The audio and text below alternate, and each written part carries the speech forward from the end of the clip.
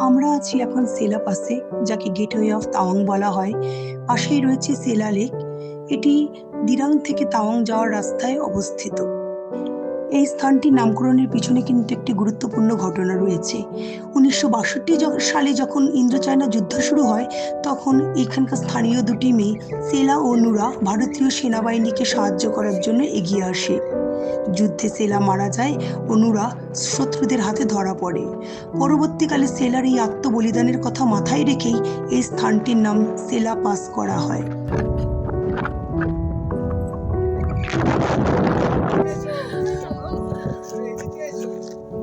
video হচ্ছে